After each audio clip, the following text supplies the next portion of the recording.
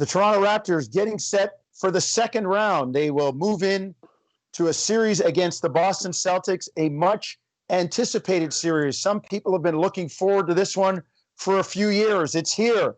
The Raptors and the Celtics will get it on starting Thursday. Paul Jones, Sherman Hamilton here, the virtual edition of Raptors Today. And Sherm, we start with something that is probably about as far removed from basketball as we can get to. It's something in life that has been going on for long before you and I were born. It's been going on for about 300-400 years. And we're talking about the oppression of minorities, the oppression of Black people. And Jacob Blake, the latest victim of another reprehensible, heinous incident with the police. I'm at a loss for words, Sherm, and we're going to hear from some of the players in a bit.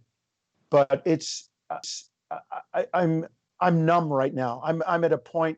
It's like we just went through the whole thing with George Floyd, and we can think back to the civil rights movement in the 60s and Rodney King, and then name them all: Trayvon Martin, Eric Garner, Breonna. You can just go down the list, and here we have another. And I just think people in the majority are getting desensitized to it. It's like there's no recourse now. No matter how much you jump up and down, no matter how much you say, no matter how much you protest, things have not changed. And we just keep wondering, why is this happening? And when is it going to change? Well, this license to kill that people with badges, primarily white officers, are walking around with is absolutely disgusting. And unfortunately, I can't say that I'm surprised. I can't say that I'm shocked. What I can say is it needs to stop. And the reality is we saw a point blank execution of a Black man. 7 shots to the back, less than a foot away from him. It's just disgusting. And the idea that nothing else could have been done in terms of handling that situation is either an indictment on the officers themselves, or it's an indictment on the whole police training force that shows these guys are supposed to educate them on how to de-escalate situations and how to apprehend people. There's a big issue here, and it goes beyond just what we call the learning curve of how to deal with us. It goes beyond that. It's about the racism that is rooted in these decisions, the ability and the desire and the freedom that is given to these officers to make those decisions that take away the lives of Black people with really no recourse. And I tell you what, there's going to be an uprising if this continues. It can't continue to go like this, and it's not going to be good. Things need to change right now. Well, Sherm, and you and I know you, we are close friends, and I will speak for you.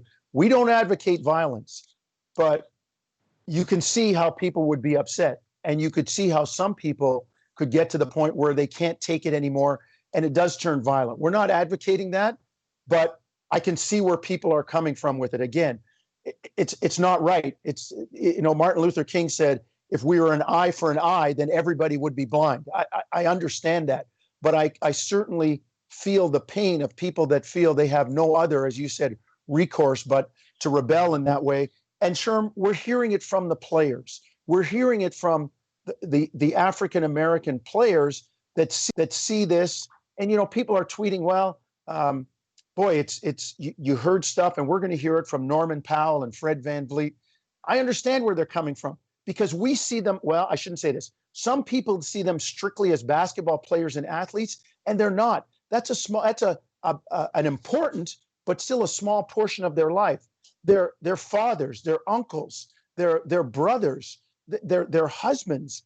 They have a duty to lead going forward and stand up for the right things. And Sherman, we're going to take a look at a quick tweet here from our colleague Malika Andrews. Raptors and the Celtics are seriously thinking about doing something. I have my thoughts, but I want to give you the floor for a second as we look at Malika's tweet here about a variety of ways to respond to the shooting of Jacob Blake and potentially not playing on Thursday. I want your thoughts, Sherm, before I give you mine. Well, I love the fact that potentially not playing the game is on the table. Look, we all experience this when we watch sports. When we see something horrific happen in a family of a player, i.e., a death of a parent, of a child, of a loved one, whatever, we always say life trumps sports. The fact that things are happening that are tragedies in their lives, they get away, they go handle it, they go deal with it. And we have no problems with that because it's more important than the game of basketball.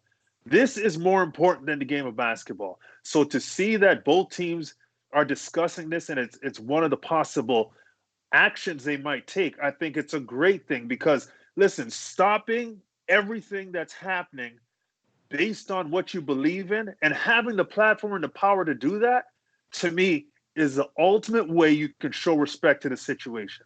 I agree, Sherman. And I would take it one step further. Even if they chose not to hurt themselves economically and actually play, although we should tell people players make their money in the regular season. The playoffs are, you play for a share of playoff money. It's not like your regular season paycheck.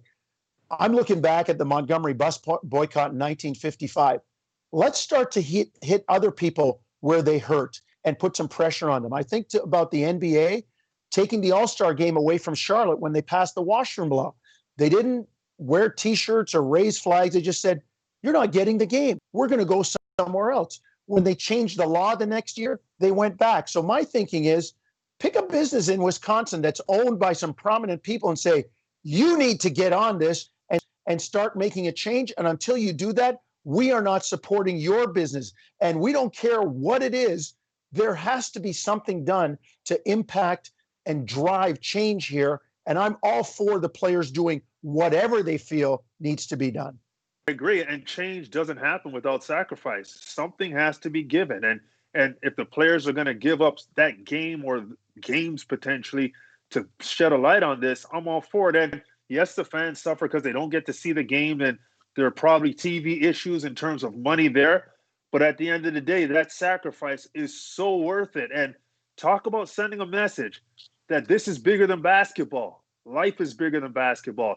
And I know upwards of 70% of the players in the NBA are African American. So now we're talking about the idea that these guys who are basically the foundation of the league having a chance to take the league and use it as their platform collectively to show the world how much they believe that this needs to change. I think it's a beautiful thing. I think it's necessary. And I think it's something that will really open the eyes of a lot of people.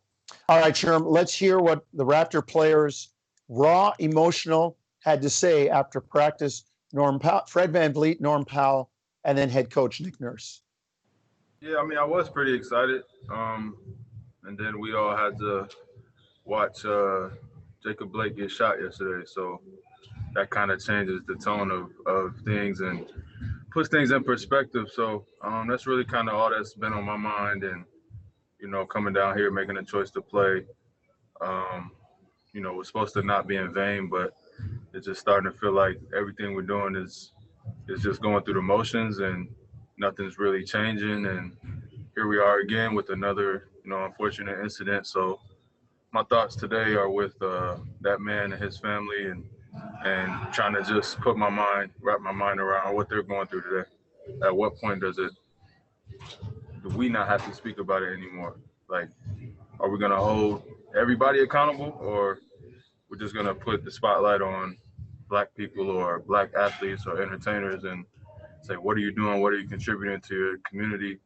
What are you putting on the line? And then us too, we got to take responsibility as well. Like, what are we willing to give up? Do we actually give up about what's going on? Or is it just cool to wear, Black Lives Matter on the backdrop or wear a t-shirt? Like, what does that really mean? Is it really doing anything? So I don't have the answers for you today, but I think we're all,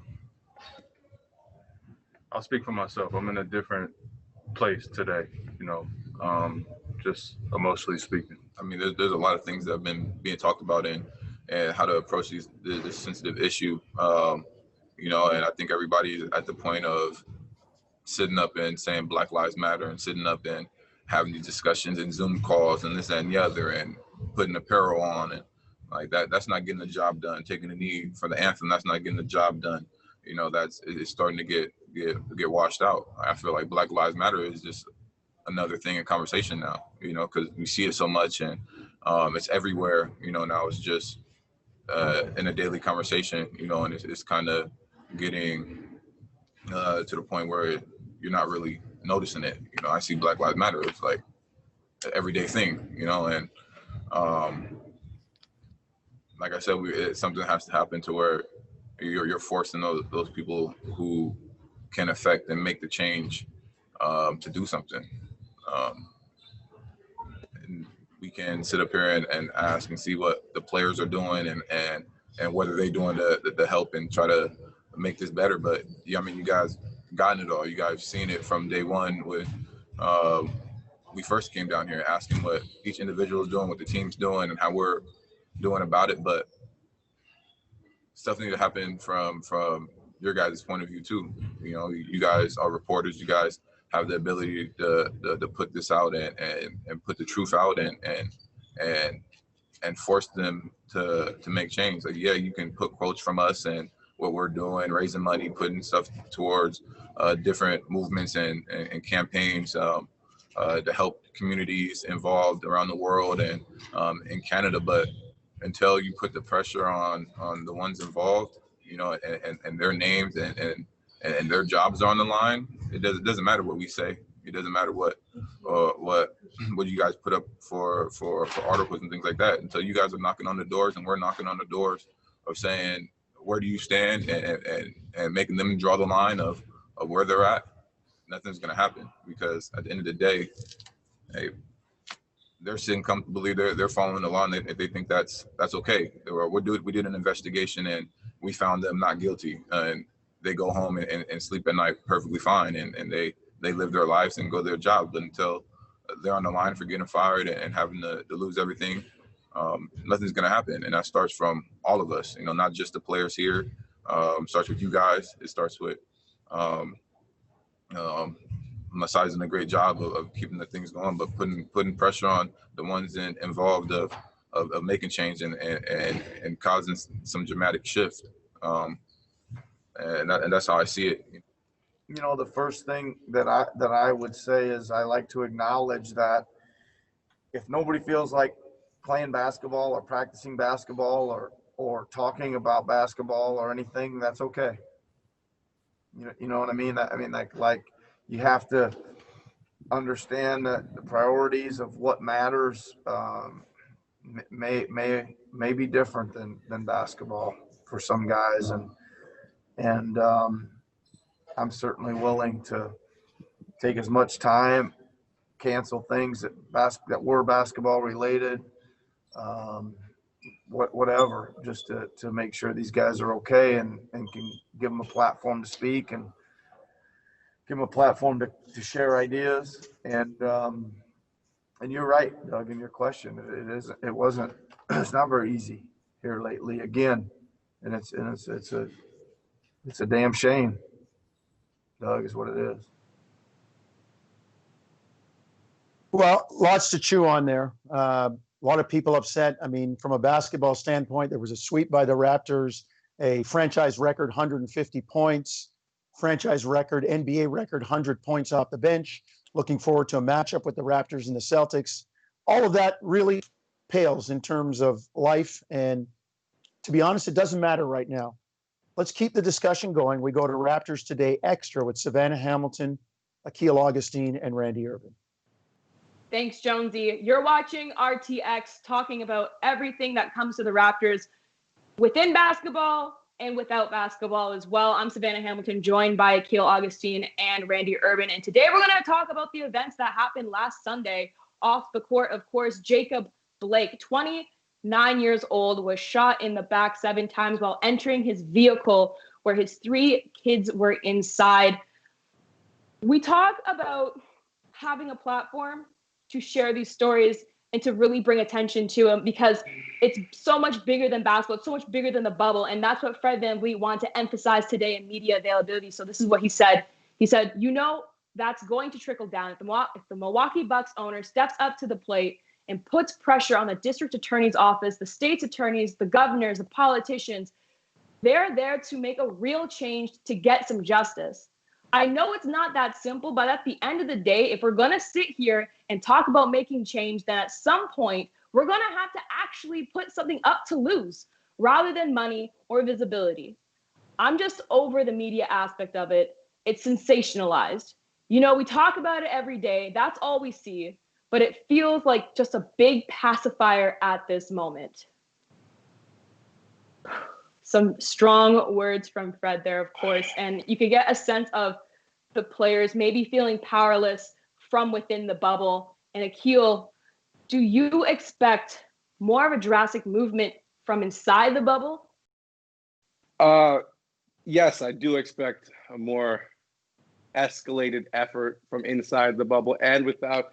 To the players, I hope they don't feel powerless, because when it comes to Black men in North America, I think they're probably one of the most empowered groups, simply for the fact that if basketball didn't return, first off, events like this would continue to happen. But secondly, I wouldn't have this opportunity and this platform to speak about this issue.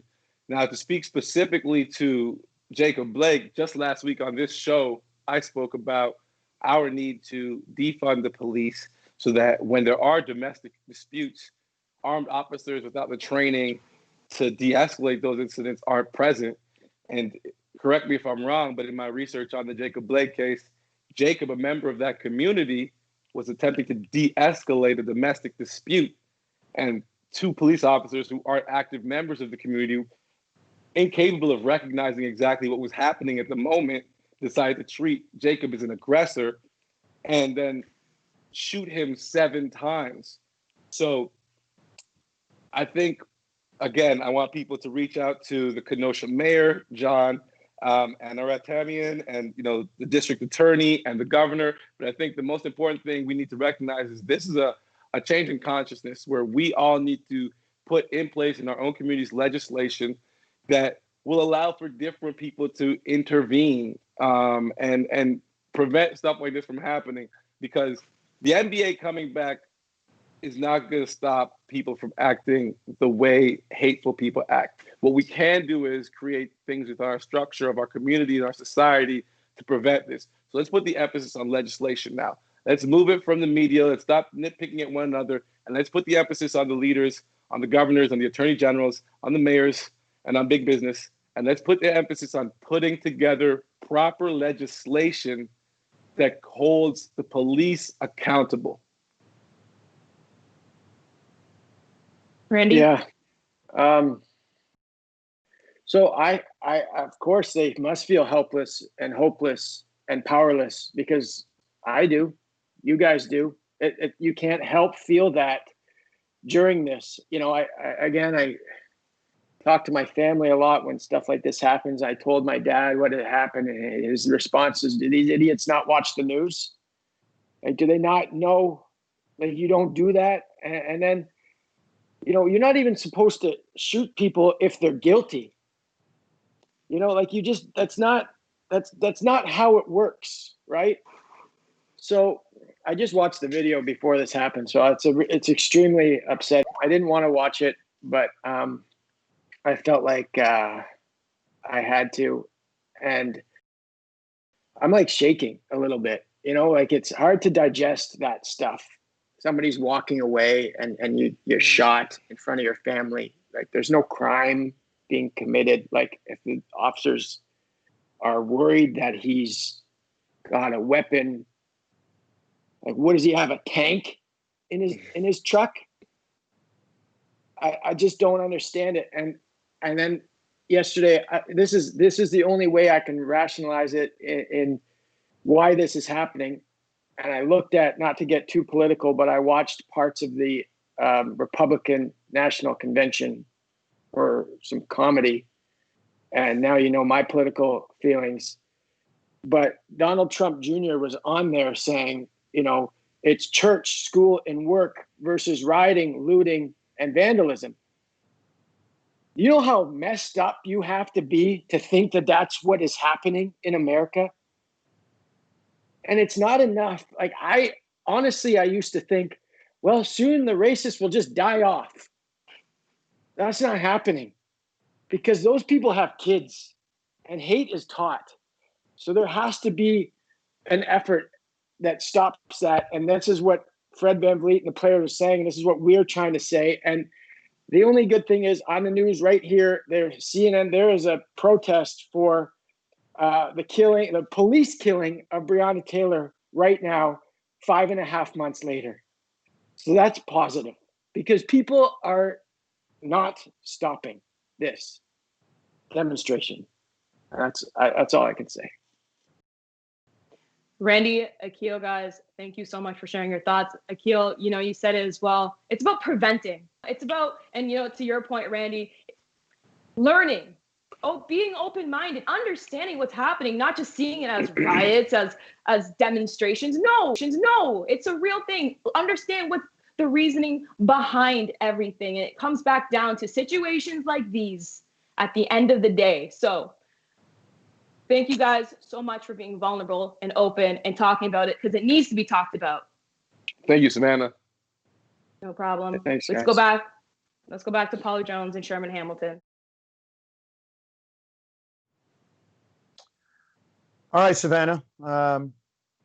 Again, we have this platform thanks to basketball, but we would be remiss if we, didn't talk about life. And this is, as Randy, I echo his sentiment, Sherm. It's tough to handle, and it's tougher for me, for you. We're a little older, and we've seen this for a long time, and it's like being beat with it again and again. And when you stand up and you feel like you're rallying some people to make a change, as Professor Ibrahim Kendi said, as soon as the anti-racist people start to move and mobilize and move ahead, the racists somehow get way ahead.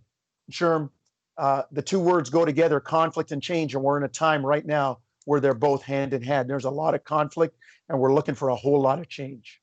Well, as we know in the past, Black people have fought, lost their lives, sacrificed so much for people like us to have these opportunities. We have to do the same. We have to continue the fight. We have to continue to be strong, continue to not let this be something that we accept. And it's going to take sacrifice.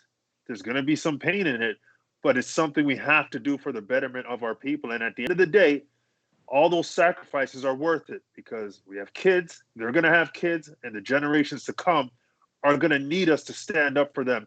And we got to do it now. And I think that it's got to be beyond these slogans and the media rushes that we have.